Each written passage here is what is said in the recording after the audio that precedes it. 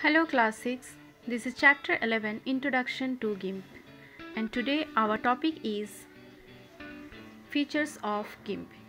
So basically GIMP provides a numerous features of easy editing of images.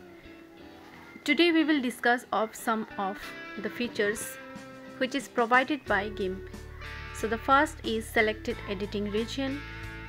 It gives us the option for selecting a color using different color modes. It gives the option to add or type letters to the various font style. So tile-based memory management is there, and full alpha channel supports, that means the various color options, facilities of layers and channels.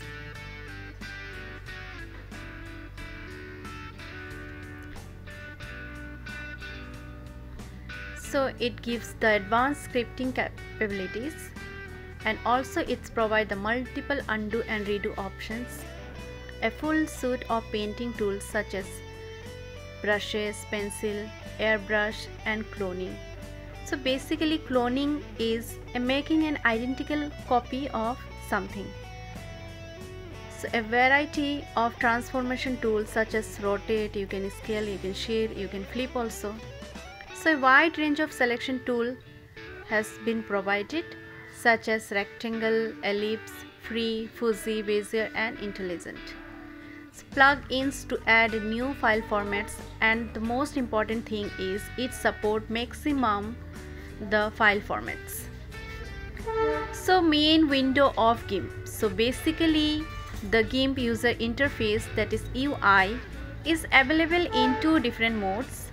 The first one is multi-window mode and the second one is single window mode.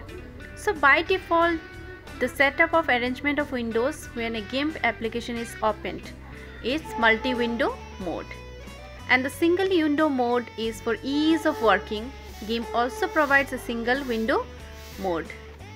So basically GIMP window has two panels, one on either side of the screen and an image window in the middle, and the left panel consists of toolbox and the tool options dialog. Together, the right panel collects layers, channels, path, undo and the history dialog together in the multi tabs, that is dog brushes, pattern, gradients, dialogues. So when we will discuss about the user interface, we will come to know about this. So in our